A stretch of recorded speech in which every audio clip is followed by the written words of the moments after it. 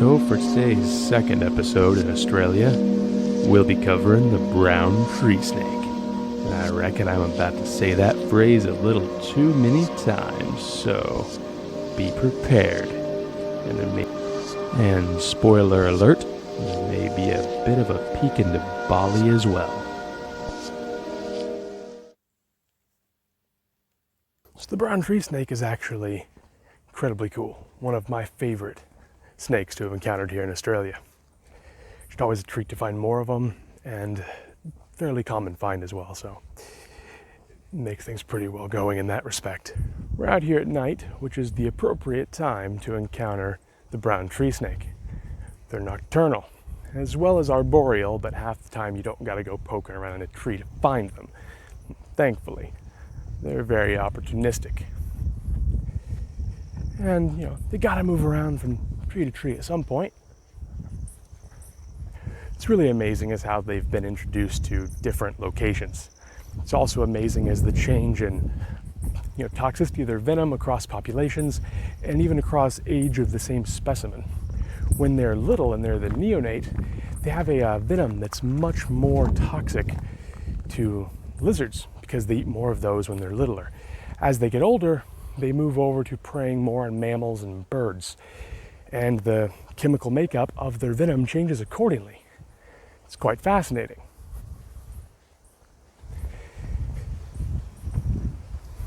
And the way that their medical significance is so different in different areas in which they live.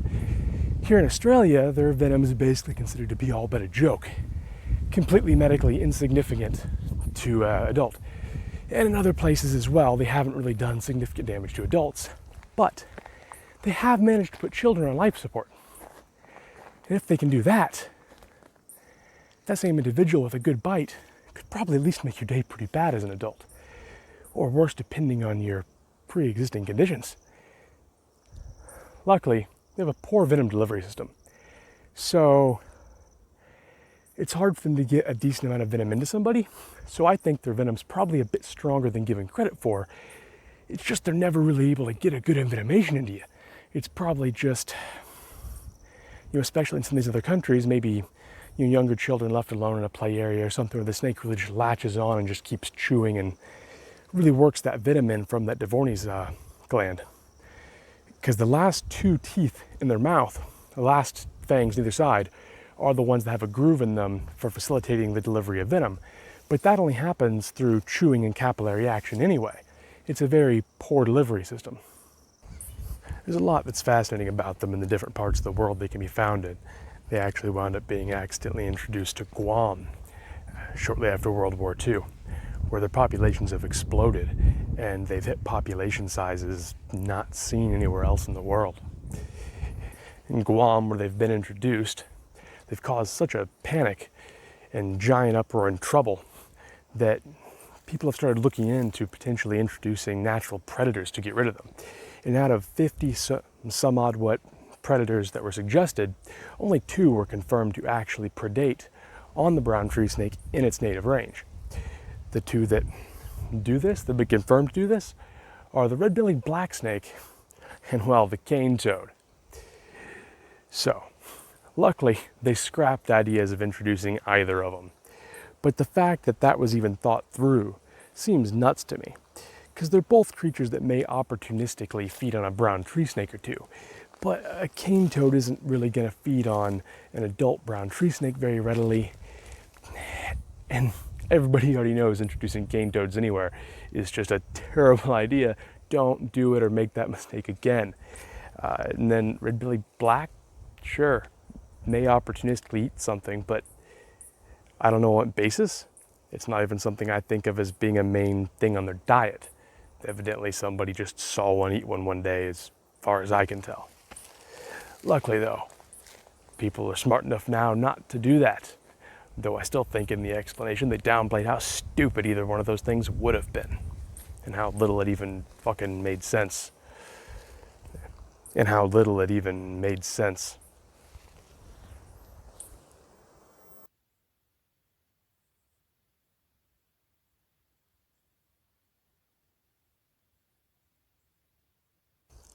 So normally when it comes to talking about the scientific names of the animals, I wind up getting into something about what it means in Latin or how it's based off some, Greek god or legend.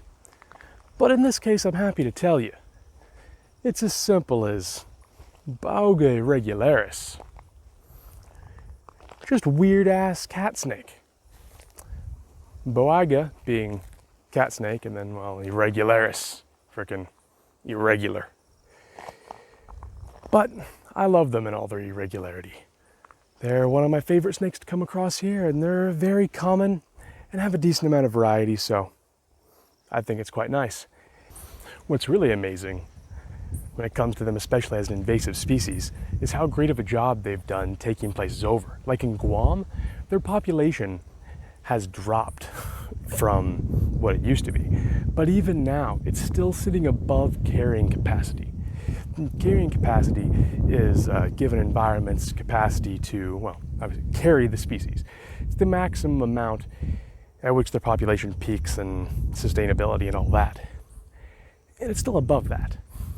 And to think it used to be higher is nuts. There are as many as 12 to 20 specimens per acre in Guam. And of some of the biggest brown tree snakes you'll find anywhere, up to around 10 feet in length. It's pretty incredible. Later, we should find some specimens to show you. For now, while we wait to get to the next part of the segment, I'm going to continue to think about how hilarious it is that the US military has trained service dogs just to keep these things out of Hawaii. They're getting in everywhere. One even made it as far as Texas once. So today we're going to be talking about the brown tree snake, one of my favorite snakes here in Australia. Actually the first snake I had the pleasure of coming across. I find that a lot of people that go out looking for animals seem to underappreciate them because they're so common, but they have a fairly diverse color palette, and you can come across them on a regular basis, and they're always a joy for me. They have such different colors, such an attitude, the way they'll kind of draw back and be ready to have a go at you. And it's kind of fun.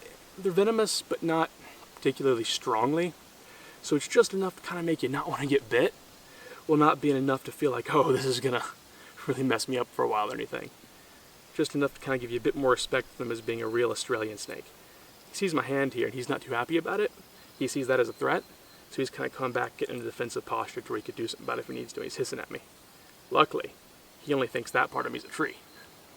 So, that hand's safe. This hand in my face, he might have a go at. But it's kind of raining a bit and getting a little chilly, so he's not going to have the most energy. I think they're just a lovely snake, though. I never get tired of seeing them, looking at them, and just experiencing them in the environment. Though because of how common they are and how drab some of them can be, a lot of times I feel they go underappreciated. And this is kind of a more plain looking example, more of a textbook brown tree snake. A lot of the others in this area have far more vibrant colors. They're almost an orange. I'm sure I can get some examples to show of that. Well, as promised, here's some video of the more orange, characteristic Townsville-like variants. This footage comes courtesy of the Shaky Cam Express, seeing as it was filmed on my SLR and I currently have no real effective way of stabilizing that camera. And on top of that, I was also filming on a permanently zoomed in to 60 millimeters macro lens. All of this to say, well, this footage is kind of a shit show. But regardless, this is still a very beautiful animal, and I just hope you can appreciate it as much as I can.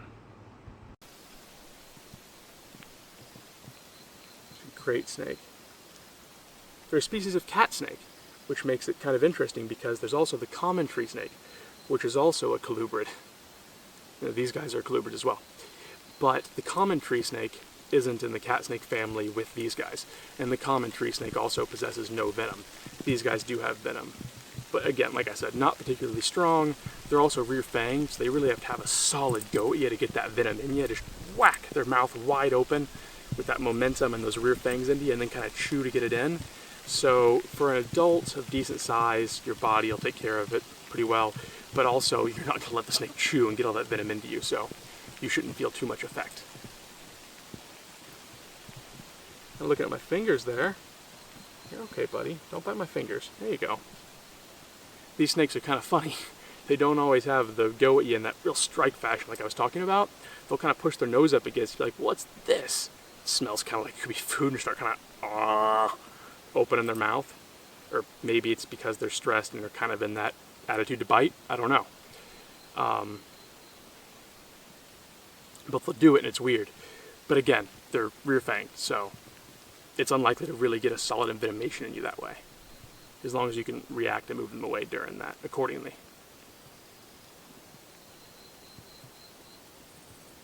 Just a beautiful little snake that I'm always happy to see. Well, let's get more into it and learn more about what makes these little guys so cool. I'd like to take this opportunity to show you the snake a little bit closer up.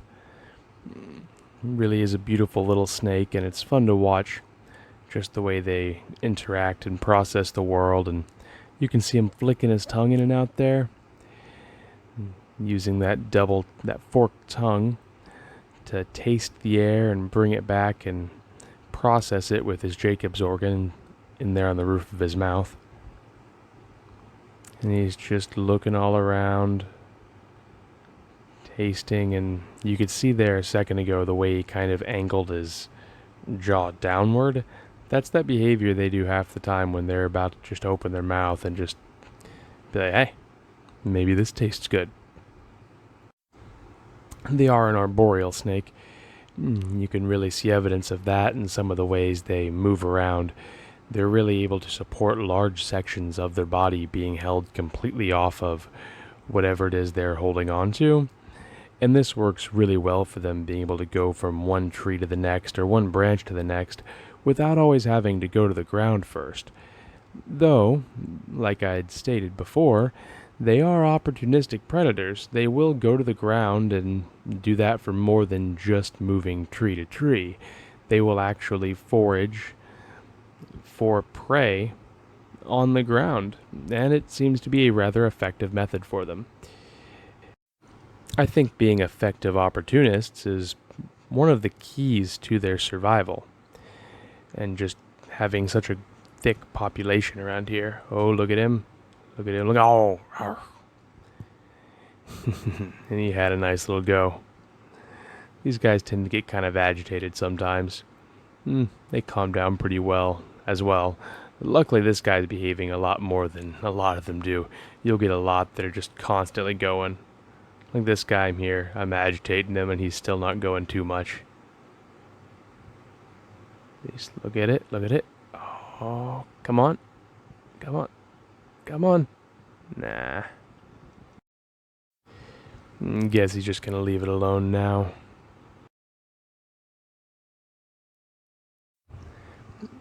Here you can see one foraging around on the ground, just as home here as he is up in the trees. If they weren't such good opportunists, they certainly wouldn't be creating all the trouble they are down in Guam.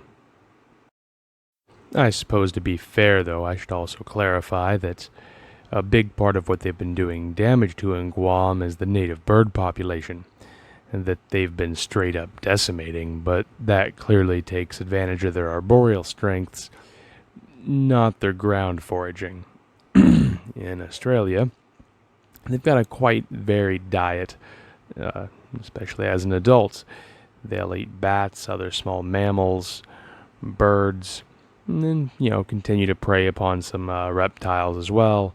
But generally, they have more of a reptile-based diet when they're younger, as evidenced by the changing venom that I've mentioned before as well, which is really quite interesting. I think that over time, their venom changes with their food preferences. There you could see me take my finger and put it in front of him for a second. He was looking at my thumb like it looked tasty. And he keeps going down again, being like, oh, let's eat this. And I keep stopping him and trying to distract him. You can only distract these guys for so long, though, before they decide to have a taste. When over in Bali, I got a pretty good first-hand account of how hard it is for a rear-fanged snake to actually get a solid envenomation in. When we were out there were actually two old guys out there with us who had made a trip down there to go look for reptiles as well, aged 60 and 75. And one of them was out grabbing a rare color morph of a mangrove cat snake. It was actually a black and white variant. They're pretty cool. Had the treat of seeing it and getting to play with it. But when he grabbed it, this guy took a nice big whack at him. Really grabbed a hold and chewed and held on for a while. But still didn't seem to get a real envenomation in. So, rear fang snakes. Decent aiding in digestion with their venom, but not super great at chasing off potential predators with it. Or at least not when it comes to curious hairless apes. Not to say that all rear-fanged colubrids are quite so benign.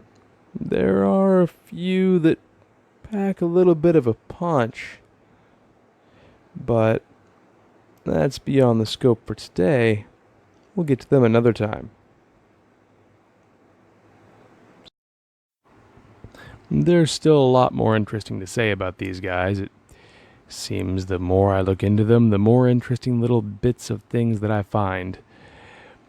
But, again, I think that's a bit beyond the scope of today's dig. Look forward to another video at some point in the future. I'm sure I'll revisit these guys with a much more deep dive. So, here in a second, I want you to keep an eye out on his head. He's coming in over here. And you see, I thought he was just taking a drink. He starts to lick me, and I think he's licking all the water droplets off of me because, hey, it's sprinkling and he's probably thirsty. But no, he was tasting me, and he'll be opening his mouth to take a bite here in a second. And when the snake goes to take a bite out of you, I guess that's when you know they're about done, and they're ready for their 15 minutes of fame to be over with. I'll tell you guys, though, I had been seriously contemplating the idea of letting one of these guys get an actual bite in on me, just so I could comment on what it's actually like. I've only heard hearsay on what it's like, and it really seems to be all over the place. I reckon if you let them get an actual good bite in with a decent amount of venom injected, that it'd probably be fairly unpleasant, but nothing too earth-shattering. Theoretically, the toxicity of these guys' venom, well, obviously it varies on what they're eating. When they're a neonate and their venom is geared toward reptiles, they can have a LD50 on reptiles as low as about 1. So that's pretty reasonable. That's about as toxic as a rattlesnake is to humans. But the average idea of what their LD50 should be on, say, humans is about 10. So 10 milligrams per kilogram of body weight to kill 50% of a tested population. And a regular adult has a yield of about 30 milligrams. So as you can see, pretty far off from being able to really do anything to a adult human. Hell, it makes you wonder how they hurt the youngsters in Guam.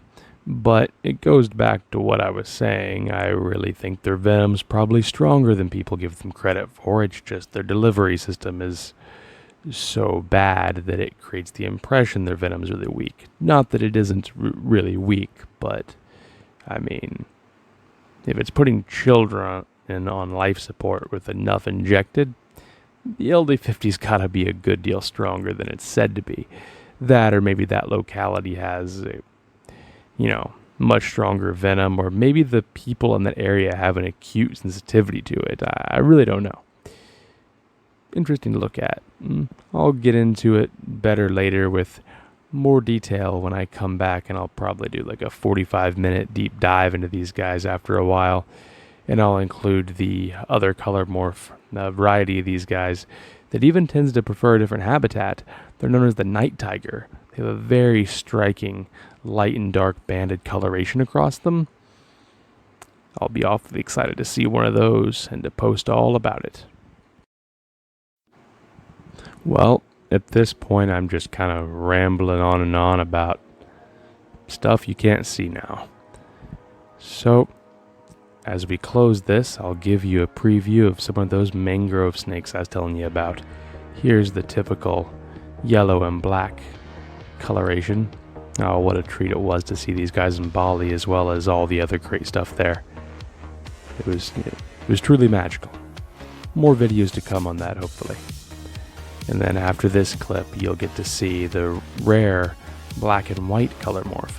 A lot of people will specifically go out of their way to Bali just to find this beauty right here in all his black and white glory. This the same one that took the chunk out of the other guy that was out there with us, Thumb. Luckily, he somehow had no symptoms from it. I guess no venom was injected. Well, anyway, I know this was a rather long episode that wasn't really that dense on information. I appreciate you sticking around to the end, and as always, thanks for watching.